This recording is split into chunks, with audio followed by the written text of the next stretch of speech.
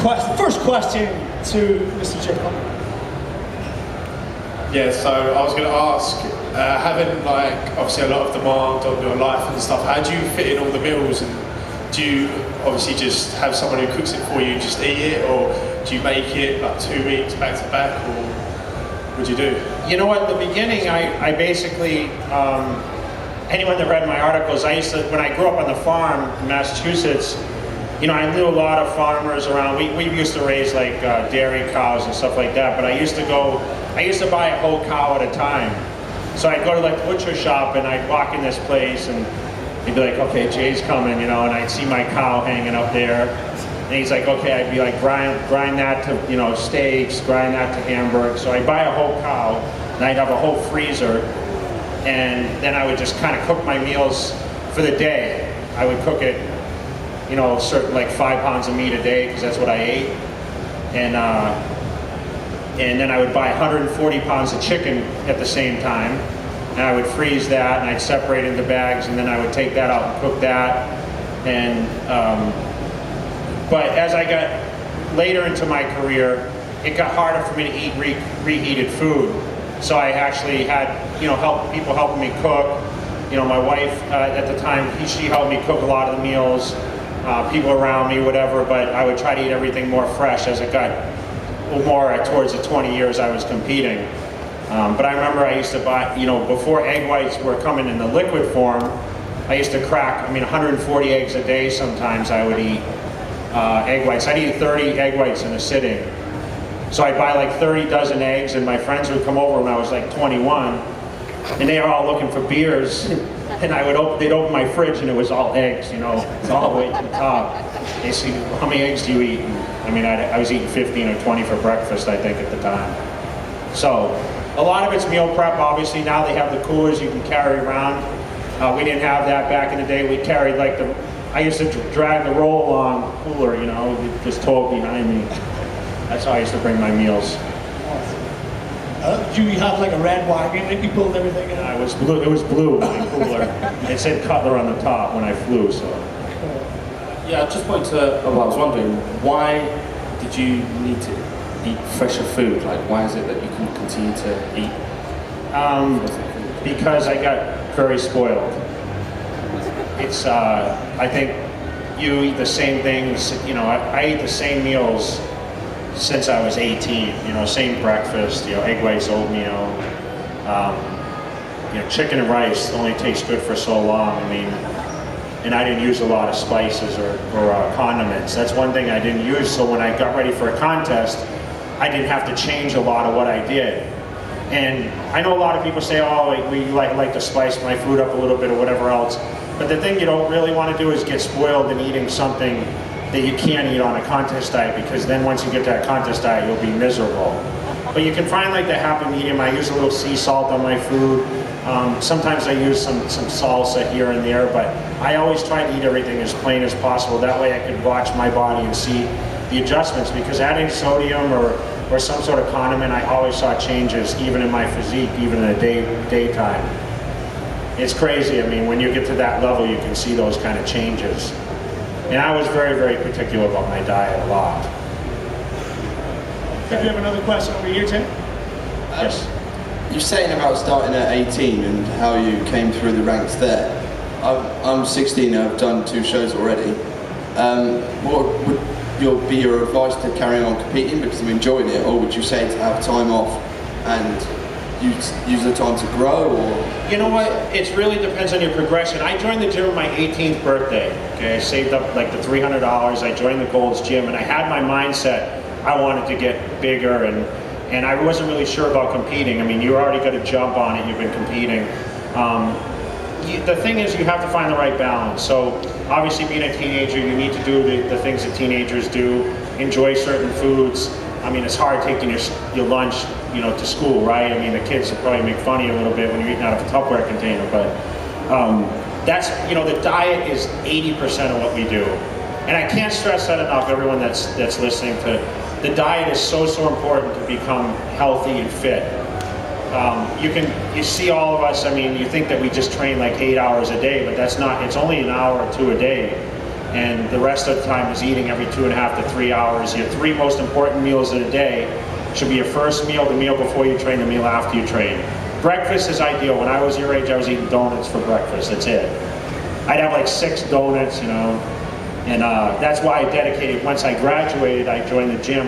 My birthday's in August, so I graduated in June, and I joined the gym in August with my quest, you know, to be bigger. I was going to college at the time. I started college in the fall, and I wanted to be a police officer. I wanted to be jacked up, so if I pulled people over, you know, they'd be intimidated a little bit.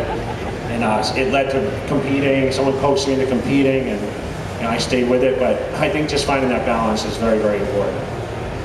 Oh, you want to add on that? Would you also say about getting a coach is a good idea, or would you leave that You know for a what? while? A set of eyes. The problem is these coaches seem to charge too much money. So you need to find someone that's honest and critique. Remember, the mirror is going to be your best judge, not necessarily the scale. So you need someone that with a good eye that watches you week to week, not someone that sees you every day, because it's really hard to see the changes.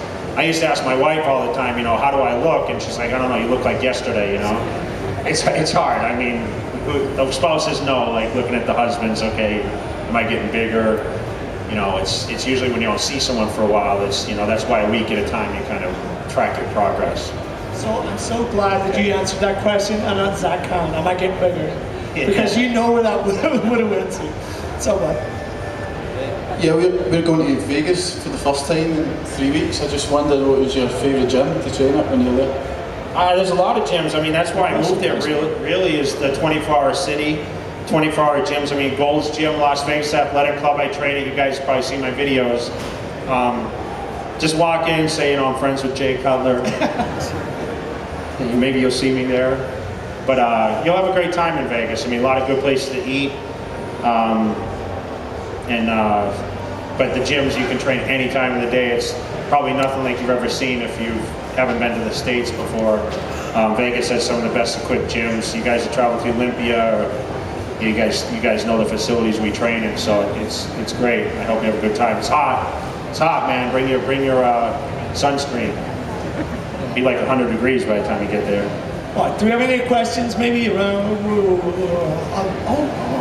Oh, dude, sorry. She's a female. First female question.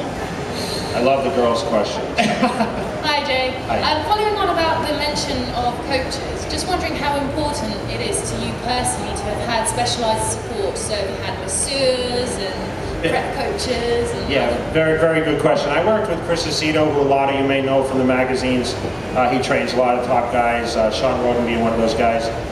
We started working together at 18. He lived locally near me, so he kind of took me under his wing.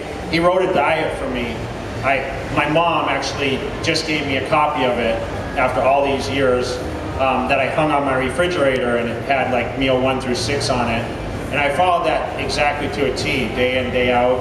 And obviously having his eyes to look at me was so important. I used to drive up to Maine, which was a 2-hour drive every week when I was 18, training for the T-Nationals, and he would take a look at me. I'd take my clothes off and pose down in the kitchen, and you know, he'd be like, okay, make these adjustments, and I'd drive back home 2 hours. But I think it was necessary to have that progression. And you know, I worked with massage therapists, stretch coaches, I did kettlebells, I did Pilates, all these things to make me the best that I could be, because once I won that Olympia title, it was like, I gotta do whatever I can to hold on to it and do what no one else would do. So I spent about 6 hours a week in massage therapy, tissue work. I mean, I spent about $1,000 a week on massage, $1,000 US on massage. So everyone that's like looks at the Olympia prize money, I mean, it was like 200,000, or I think when I was winning it was 200,000. I spent that easily on my preparation for the year to year, on different things, trying to be better. But I think the eyes, not necessarily, I don't know about a coach, maybe a trainer. I mean, I never really had a lot of people help me with my training necessarily, besides training partners that were honest and pushed me. It always helps to have someone, but I trained alone a lot of my time too. Good, thanks, man. Leave one here. Hi Jay, just wondering, when you retire, do you plan on spending a lot of your time helping others compete and train due to experience you have? You know what, I'm doing some of that now. I don't like to call myself a coach. I do look at guys and give them guidance. Like I said, I promote 7 shows in the States now, carrying the Jay Cutler name. I'm actually trying to do some stuff internationally, but a lot of people ask me for my advice. I really don't want to get too involved because then I'll get my emotions caught up in it, because it's difficult to see someone work so hard and not achieve what they fight out to be. But I'm always one to give advices and give some eyes to someone.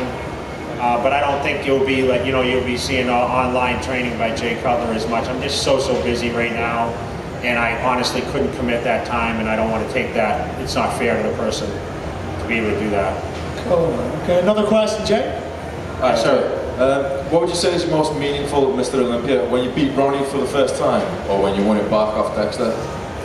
It's a tough question. Yeah, we answered that yesterday. It was a good question. Man, when I beat Ronnie, that was pretty amazing. It was, I was ready to quit after 2005, and going to 6, I said, I was gonna. I had like the long hair then, and I said I'm gonna shave my head bald if I lose, So I didn't want to lose my hair, and I actually won, kept my hair, and I was now the Mr. Olympia, which put my career like to the next level, which I already thought was great. I was very blessed to be second for so long, but it was kind of a burden too. But 2009 coming back, man, everyone kind of counted me out, and I was able to come back with one of my best packages ever, and I won that show pretty convincingly. I think that was the most handily winning show I've done, so I would have to say that probably sets the best. They always say your first, if you ask Ronnie, he says his first was his best, but I would say 2009 was probably the best year coming back, and it gave me some more life to my career too. Cool. Any other questions that we have? I know there was a few hands that I might have missed in front. Yeah. What's up? Jay, you seem really busy. Do you need an apprentice? Yeah, that's the question. I get that a lot. Over here, huh? You live over here? Oh, you want to move to Vegas? Everyone wants to move to Vegas. I got extra bedrooms, I live in a big house. No, but really, is Jay looking like, because of Cutler Athletics, and you took on Mark Anthony, I know who everybody knows as well, too, you're good friends with, and your close relationship with Phil. Is Cutler Athletics, or to the Jay Cutler brand, growing and looking for talent? Yeah, I'm always doing stuff. It's I need to be 10 places at once right now. I just have a good eye, and I think, I found a couple of good athletes and the guys that I mentor. But I more create opportunity for these guys to make money and be good at the same time. I think that's ideal. Everyone wants to be successful, and I think success not only is winning on stage, but being a better representative of the sport. And I feel that I've kind of mentored these guys to prepare themselves to be champions, and a champion is someone that people look for motivation and can stand on any stage and in front of any crowd and really, to take advantage of those people. Meaning, give them the opportunity to feel comfortable and to look at someone and say, wow, that guy is really someone that I admire. And both those guys fit that mold. I agree, man, because there's a lot of people in this industry who are on the same platform and level as far as Olympia goes, and don't know how to speak to No, you gotta be humble at the same time. Like I said, I'm very blessed to be where I'm at. I never one day ever thought I was better than anyone else. I just thought that I had an opportunity more than others, and I've tried to do my best to make everyone feel at the same level and feel comfortable. Any other questions that we might want to direct? Here, let me do this. It's okay. You commented earlier that once you won the Olympia, you wanted to do what the others wouldn't, to hang on to it. Is your position now that there isn't really anything you can do? There's no answer to that. Unfortunately, I'll be 41 in August, and I hate to use the age factor, but there's just guys I think that are hungry, have the more opportunity to train more than me. My travel schedule is insane. I'm in Vegas. Out of 30 days, usually a month, I'm home maybe 5 days total, and it's hard to be out of your element. And I was mentioning yesterday, I was one of those guys, like when I did legs, I wore the same pair of sneakers, I wore like a certain pair of shorts. I mean, you guys know what I'm talking about. You know, when you go to the gym,